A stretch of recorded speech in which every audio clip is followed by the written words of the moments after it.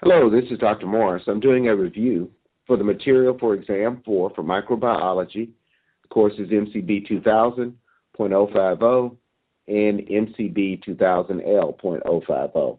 Again, this material that's covered in this review will cover the material for both the lecture and the lab portion of the exam. The lecture covers chapters 17, 18, 19, and 20. The lab covers assignments number 7 and number 8. I'll go ahead and get started, and I'll apologize in advance. I got a little upper respiratory cough and congestion, so I'll have to clear my throat a few times during this presentation. Also, I may be redundant on some of the material covered, but just keep that in mind that it's a lot of overlap in the material. I'll go ahead and start off with some key points that you should recognize about immunity. You should be able to tell me the difference between, or should be able to identify based upon a definition or description, what is meant by immunity. Specifically, innate immunity, innate, I-N-N-A-T-E, innate immunity, naturally acquired active immunity, naturally acquired passive immunity, artificially acquired active immunity, and artificially acquired passive immunity. I'll give you an example. If I ask you about immunity that's due to the deliverance of a tetanus toxoid, that develops a specific type of immunity, and you should be able to tell me the type of immunity that is conferred by the administration of an injection such as the tetanus toxoid. You also should be able to give me a good description of how the antibiotic penicillin works. Penicillin actually causes a specific type of process to occur in the bacterial cell that causes its death. So you should be able to tell me how penicillin works. Also, there's a term referred to as broad spectrum antibiotic. Typically that means an antibiotic covers a number of different types of bacterial infections or bacterial organisms. And the broadest spectrum of an antibiotic, if an antibiotic is termed to be broad spectrum, means it covers different types of agents or different types of bacteria. Your book describes one of the antibacterial drugs that has the broadest spectrum. So you should be able to identify that specific antibiotic that has the broadest spectrum. You should be able to describe the process of phagocytosis, and the importance of an antigen that's coated with antibodies. How does that make it more susceptible to the process of phagocytosis? You should be familiar with some of the various regions of antibodies. Now, I'm switching gears here a little bit. Antibodies are basically these protein substances that are made inside the body. Now, I am not talking about antibiotics, synthetically produced drugs. I'm talking about antibodies in the body. So antibodies have an FC region. These FC regions can be bound by a specific entity inside the body referred to as macrophages. You need to be able to explain to me why that process is important. Again, antibodies, the FC region, can specifically be bound by macrophages. Why is that so important? Let's see, there's another question about the different types of immunity, so make sure you know that. And there is even another question about the different types of immunity. So you need to know those immunities that I described early on: innate, naturally acquired active, naturally acquired passive, artificially acquired active, and artificially acquired passive immunity. There are at least 3 questions that I'm looking at now that ask specifically about those types of immunity. It gives an example, and it asks you to identify those types of immunities. Now, antimicrobial drugs or antimicrobial agents. Recognize we use the term antibiotics very loosely in that it describes a drug that's used to treat a bacterial infection. Typically, though, we use the term antimicrobials, which means that it can be an agent that's used to treat not only bacteria, maybe the agent is used to treat a virus, a fungus, protozoa, but when we use the term antimicrobial agent, layman's term, we're typically looking at most of the available antimicrobial agents are used to treat bacteria. And so we've kind of got into a trend of where we use the term antimicrobials to mean antibacterial. By the strictest sense of the definition, it does not, but recognize that most of the available antimicrobials that we use are used to treat bacteria. You need to be able to tell me the antibiotics that are used to interfere with cell wall synthesis. Cell wall synthesis. There are a number of different antibiotics that are used to interfere with cell wall synthesis, so you should be able to identify the types of antibiotics that are used. There's another question about immunity.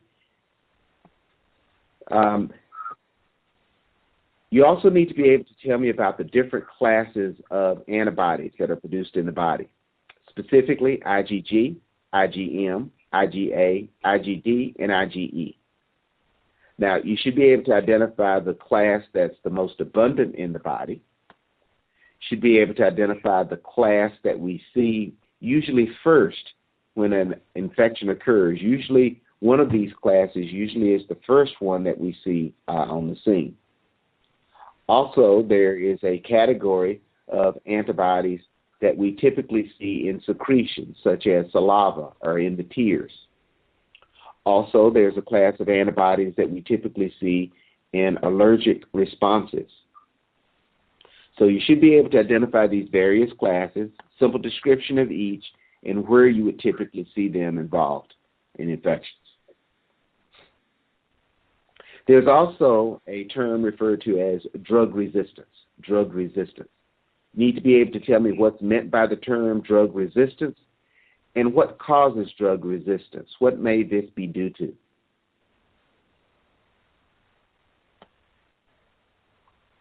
Let's see, and I already asked this question about where we would see typical antibiotics at. What antibody do we see in mucus, saliva, and tears? What antibody do we see in response to infections acutely? We usually will see a peak in one of these antibodies before we see peaks in the others. You should be familiar with that. As we talk about antibiotics again, remember there are a number of different antibodies out there, antibiotics out there. These are synthetically produced drugs that fight infection. There are a number of different antibiotics out there. Which of the category of antibiotics has the fewest side effects? This may be surprising to some people, but you should be able to identify the antibiotic that has the fewest side effects. You should be able to tell me the characteristic of B cells. Where do they originate at? What are they responsible for? Where do we typically see them? B cells, B cells. There's also a specific type of cell that's referred to as the natural killer cell. Natural killer cell. Should be able to tell me the role of the natural killer cell, what they are responsible for. I'll give you a couple examples. They destroy tumor cells. They destroy virus-infected cells. Very important. They also destroy cells that lack the major histocompatibility identifiers. So their important cells should be able to tell me the specific roles of these natural killer cells. Should be able to give me a good definition of antibody. Antibody. Should be able to give me a good definition of antigen. Antigen.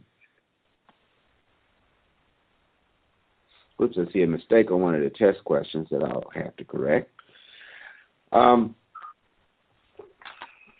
Just for a second. Now, you should be able to tell me what's meant by a precipitation reaction. Precipitation reaction. Should be able to tell me what's meant by the term complement fixation. Complement fixation. You also should be able to tell me what's meant by an agglutination reaction. So again, precipitation reaction, complement fixation, and agglutination reaction. Should be able to tell me about viral cultures. Again, we went over this before, how viral cultures are different than bacterial cultures. I think we covered that in the last exam. But remember, antibodies that we use for serological testing. Now, serological testing should be able to give me a good description and definition of serological testing as well, because serological testing can be obtained from many different cultures: vaccinated humans, monoclonal antibodies, even vaccinated animals. But you cannot obtain a serological testing from a viral culture, because basically of the way they have to be produced. So remember that when we differentiate serological testing for antibodies based upon the fact that viral cultures cannot be used. You should be able to give me a good definition of immunofluorescence. Immunofluorescence. Now, there is a specific organism that is used or that we identify using the techniques of immunofluorescence. Should be able to tell me what that organism is.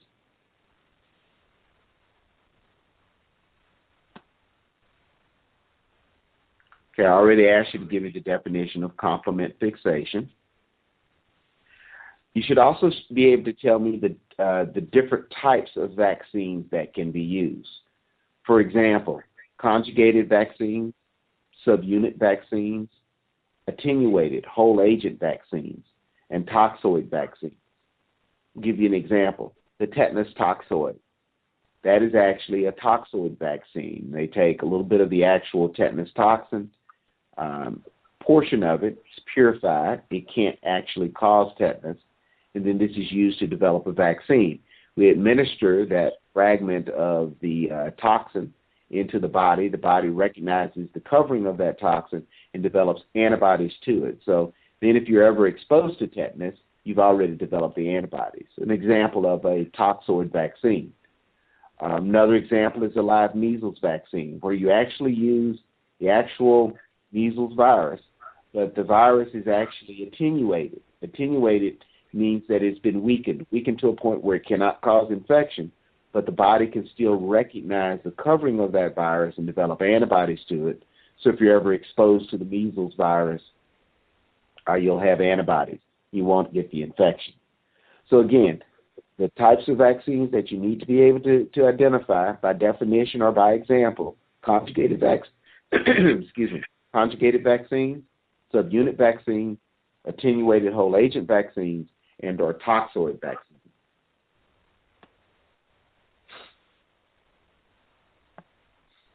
There is a phenomenon referred to as systematic or systemic.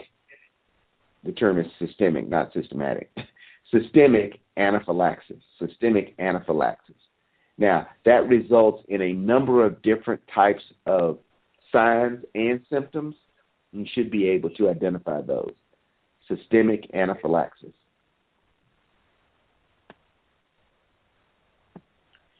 Should be able to identify the various types of, I'm sorry, I already went over that, so I don't need to go over it again. We talked about toxoid vaccines already. I was going to use an example of diphtheria toxoid as an example of a vaccine. Actually, let me talk about it a little bit, because I talked about the tetanus toxoid, but now the Haemophilus capsule polysaccharide plus diphtheria toxoid is a little bit different in that it is a subunit vaccine where not just the toxin is used, but actually a component or a covering from the Haemophilus capsule is used. And it develops a subunit vaccine, which is a little bit different from the toxoid vaccine I talked about with tetanus toxoid.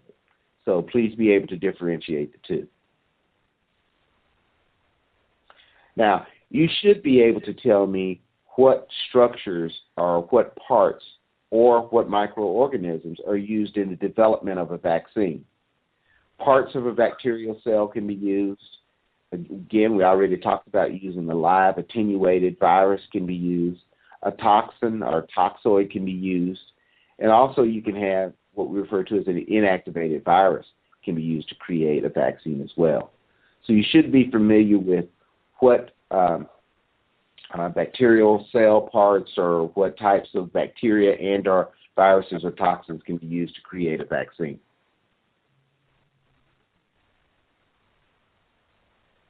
You should be able to tell me about the test indirect ELISA. Indirect ELISA. Now there's also a direct ELISA as well. We commonly use the indirect ELISA quite often, especially to determine the presence of AIDS. So you should be able to tell me the difference between those two types of tests, direct and indirect.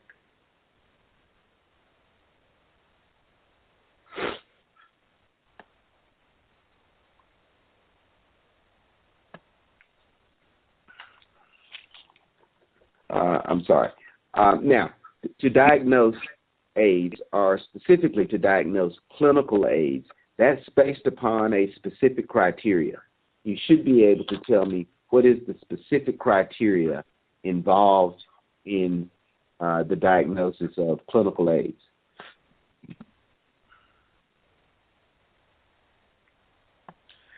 There's also specific agents that are used to treat fungal infections, specific agents that are used to treat fungal infections. You should be familiar with those agents. I'll ask you to identify those agents for the purpose of the exam. So again, you should be able to identify the agents that are used specifically to treat fungal infections. The hepatitis B virus also has a vaccine that has been developed. Should be able to tell me the type of vaccine that it was developed for hepatitis B virus. Also, Bordetella pertussis has a specific vaccine that has been developed. Should be able to identify the specific vaccine for that agent. Should be able to give me the definition of immunosuppression. Immunosuppression. You should be familiar with the disease, rheumatoid arthritis. There are specific antibodies that are a part of this disease. There's also the depositing of specific complements into joints that causes joint destruction and pain. There's a process referred to as immune complex autoimmunity. You should be able to tell me what is meant by that term, immune complex autoimmunity, and as it relates to rheumatoid arthritis. You should be able to recognize the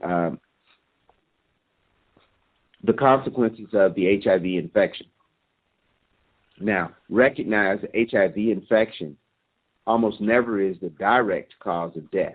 Typically, individuals who die from HIV disease or die as a result of other diseases or other infections that will occur as a result of the immune suppression that's caused by HIV disease. So you should be familiar with the pattern of the disease. You should also be familiar with hypersensitivity reactions. And there are 4 types that I would expect you to be able to identify either by definition or if I give you an example of a type of exposure that causes a hypersensitivity reaction. There's the type 1 hypersensitivity reaction, type 2, type 3, and type 4. And you should be familiar with each of those. Let me digress back to the HIV disease and the treatment of HIV disease. There are a number of different drugs that are out there that now are used to treat HIV disease or treat AIDS, and they are very effective. These drugs are used and act actually in the nucleus of the viral cell. Drugs such as AZT, DDC, all are used in the treatment of AIDS. You should be able to tell me where these drugs act at specifically in the nucleus. What do they interfere with? How do they cause the destruction of the AIDS virus? Also, individuals have various blood types, type A, type B, AB. You should be able to tell me, based upon a person's blood type, what type of antibodies these individuals will have in their body or in their serum. So if a person has a specific blood type typically he has a specific type of antibodies in his serum as well. Now, the reason why this is so important is we have to cross-match individuals who receive blood, because it's very important that we give people the specific blood type, because if we don't, they have antibodies that will react to the wrong type of blood, and those individuals will have the systemic anaphylaxis that I asked you to identify or describe to me earlier.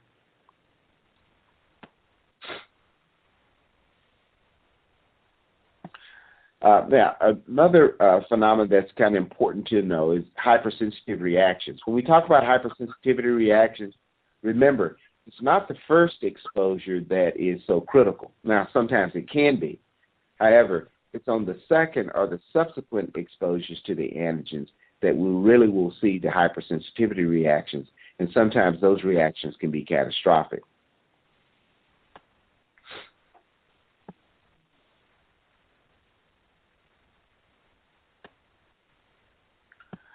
Understand the types of drugs that are used for transplant patients. Transplant patients typically administer drugs to cause immunosuppression. Now, why is that important, and why are these drugs used? You should be able to identify that.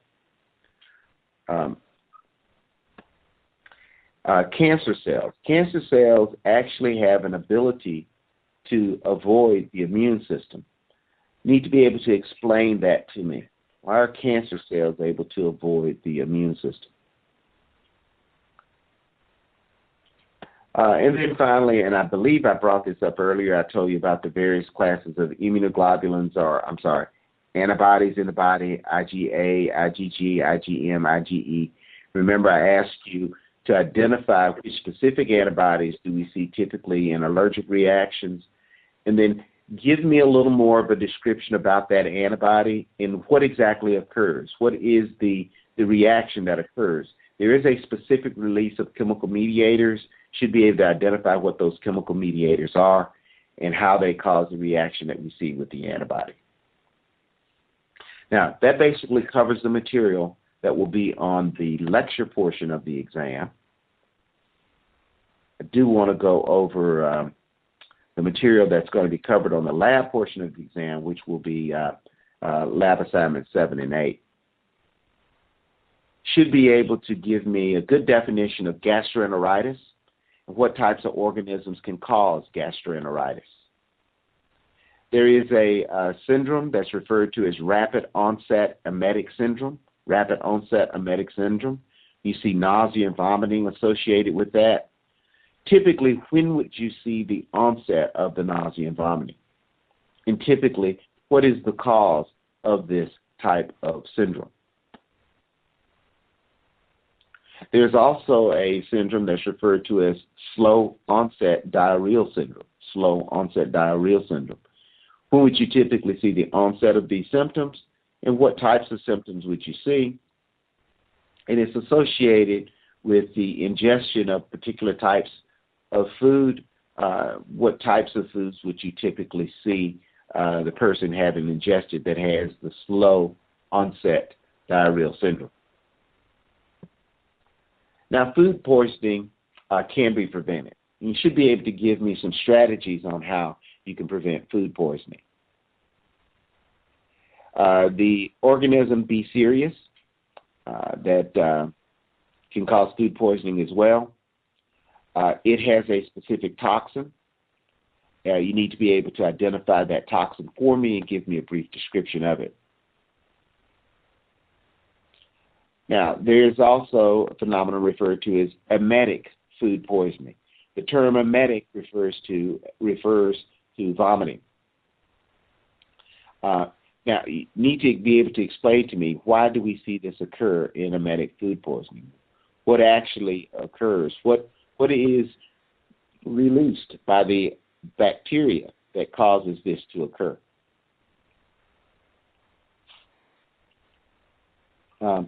I'm sorry. There also are various types of viral infections, and the viral infections of the cell result in some changes that can occur in the host cell. Those changes are referred to as cytopathic effect. Cytopathic effect.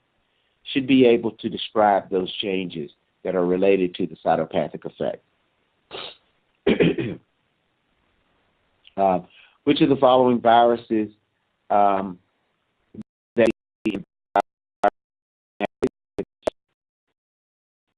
number of different viruses out there, but there's one specifically, excuse me, there's one that was specifically described in your lab assignment that has the greatest cytopathic effect, and I would expect you to be able to identify that.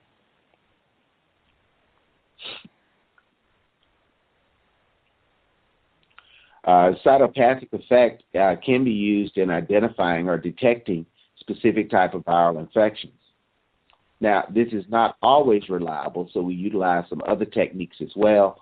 Those other techniques are described in your lab assignment, and you should be able to identify that. There is a specific, if I can say the word, there is a specific organism referred to as the Acantha amoeba. The Acantha amoeba, especially the polyphagia, is a close relative of other microorganisms we refer to as Naegleria fowleri. These are pathogenic organisms. They are opportunistic type rather than obligate pathogens. In other words, they wait for the host defenses to be lessened or not as effective, so they have an opportunity to create an infection. You should be able to give me a description about the environment where you would see these types of organisms. Now, the organism Acantha amoeba is pathogenic in humans. Should be able to give me some of the different types of infections that you can see related to Acantha amoeba. There is a specific entity referred to as Acantha amoeba keratitis that's described in your lab. Should be able to identify some of the characteristics we see in that illness. Hartmanella also belongs to a class of organism referred to as the slug amoeba. Some general characteristics similar to the amoebas described previously. You should be able to give me some specific identifying features of Hartmanella. Hartmanella also is capable of forming a cyst or encysting itself. This helps the cell to protect itself and forms a degree of resistance. So you should be able to describe some of the general characteristics of Hartmanella. There's also a condition referred to as ocular amoebic keratitis. Ocular amoebic keratitis. Should be able to give me some general descriptions of ocular amoeba keratitis. You should be able to identify how you would typically culture out this type of microorganism to identify it. And that covers the material that will be on the lab portion of the exam, and thus covers the material that will be on both the lecture and the lab exam for microbiology exam 4. Good luck on studying for your exam.